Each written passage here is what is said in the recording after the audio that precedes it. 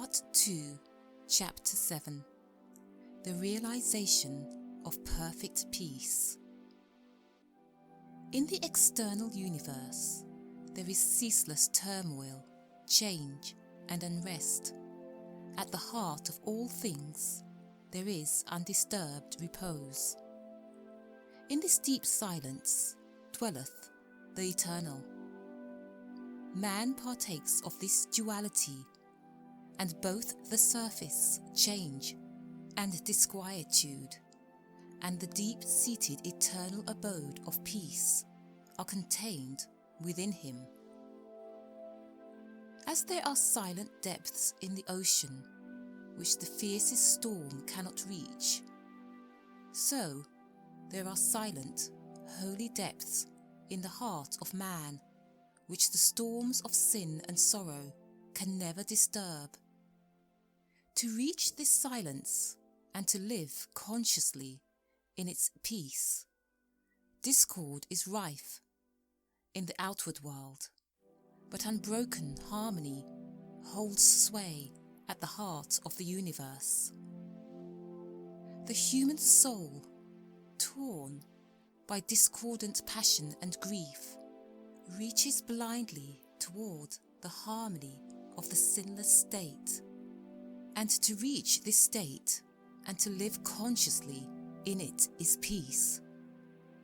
Hatred severs human lives, fosters persecution, and hurls nations into ruthless war.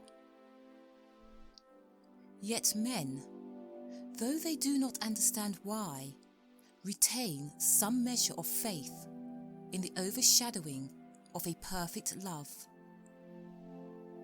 And to reach this love and to live consciously in it is peace. And this inward peace, this silence, this harmony, this love is the kingdom of heaven, which is so difficult to reach because few are willing to give up themselves and to become as little children.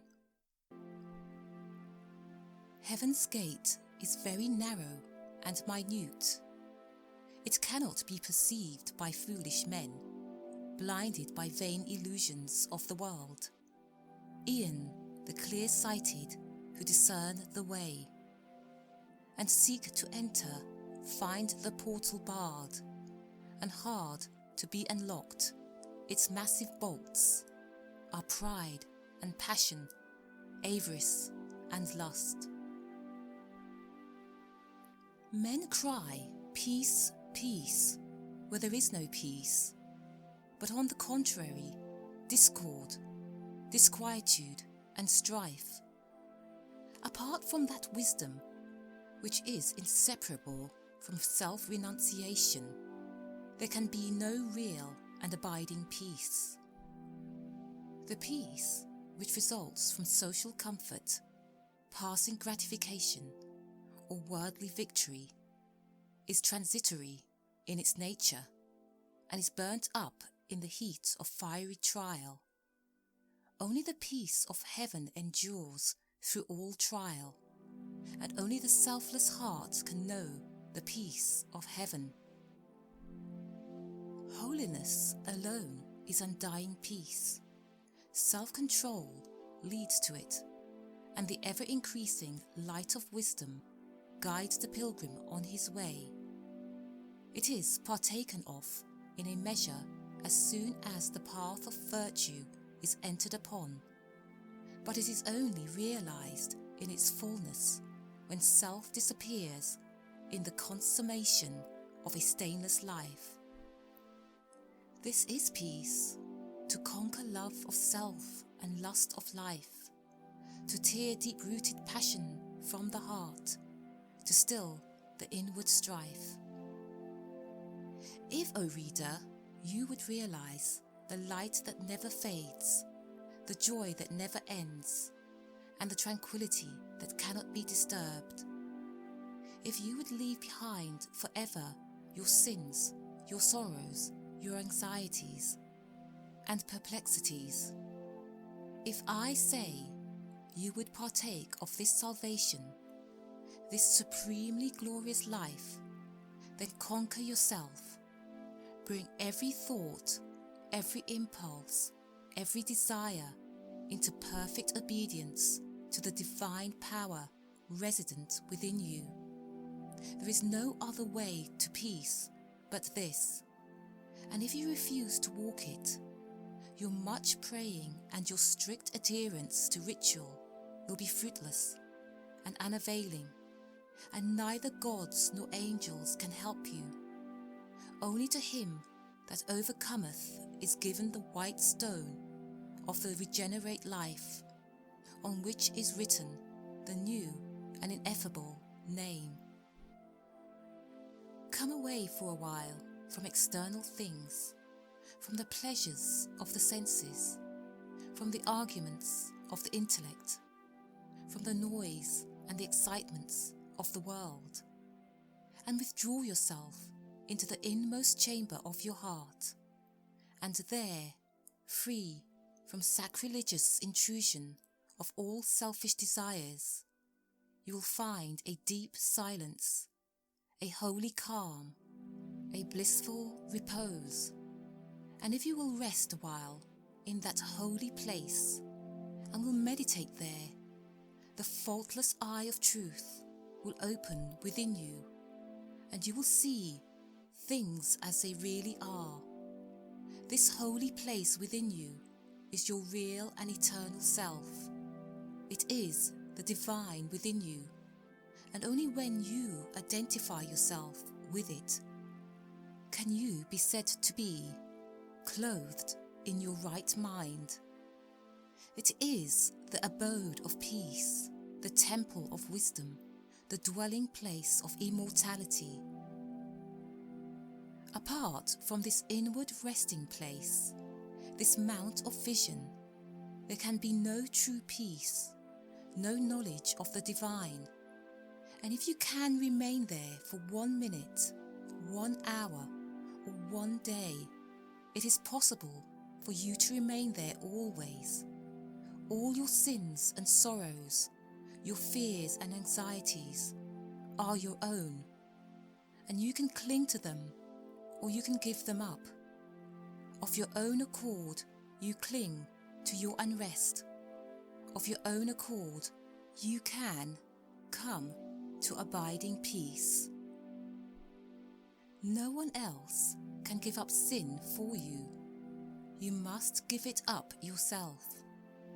The greatest teacher can do no more than walk the way of truth for himself and point it out to you. You yourself must walk it for yourself.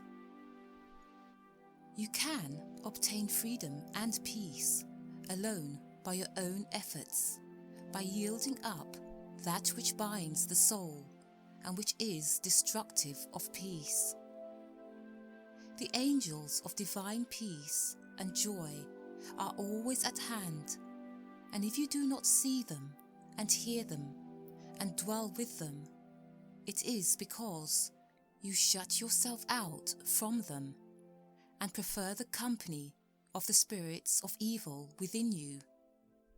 You are what you will to be, what you wish to be, what you prefer to be. You can commence to purify yourself, and by so doing can arrive at peace, or you can refuse to purify yourself and so remain with suffering. Step aside then, come out of the fret and the fever of life, away from the scorching heat of self, and enter the inward resting place, where the cooling airs of peace will calm, renew, and restore you. Come out of the storms of sin and anguish. Why be troubled and tempest-tossed when the heaven of peace of God is yours? Give up all self-seeking, give up self, and lo, the peace of God is yours. Subdue the animal within you. Conquer every selfish uprising every discordant voice. Transmute the base of metals of your selfish nature into the unalloyed gold of love, and you shall realize the life of perfect peace. Thus subduing, thus conquering, thus transmuting, you will, O reader, while living in the flesh, cross the dark waters of mortality, and will reach that shore upon which the storms of sorrow never beat, and where sin and suffering and dark uncertainty cannot come. Standing upon that shore, wholly compassionate, awakened, and self-possessed, and glad with unending gladness, you will realize that never the Spirit was born, the Spirit will cease to be never. Never was time, it was not. End and beginning are dreams. Birthless and deathless and changeless remaineth the Spirit forever. Death hath not touched it at all, dead though the house of it seems. You will then know the meaning of sin, of sorrow, of suffering, and that the end thereof is wisdom, will know the cause and the issue of existence. And with this realization you will enter into rest, for this is the bliss of immortality, this the unchangeable gladness, this the untrammeled knowledge, undefiled wisdom, and undying love. This, and this only, is the realization of perfect peace. O thou who wouldest teach men of truth, hast thou passed through the desert of doubt? Art thou purged by the fires of sorrow? Hath ruth the fiends of opinion cast out of thy human heart? Is thy soul so fair that no false thought can ever harbour there? O thou who wouldest teach men of love, hast thou passed through the place of despair? Hast thou wept through the dark night of grief? Does it move, now freed from its sorrow and care, thy human heart to pitying gentleness, looking on wrong and hate and ceaseless stress? O thou who wouldest teach men of peace, hast thou crossed the wide ocean of strife? Hast thou found on the shores of the silence release from all the wild unrest of life? From thy human heart hath all striving gone, leaving but truth and love and peace alone. End of Part 2, Chapter 7, and end of this book. Thank you for listening. Please like, share, comment and subscribe. I look forward to sharing my next audiobook with you all. Thank you. Peace and love to you all.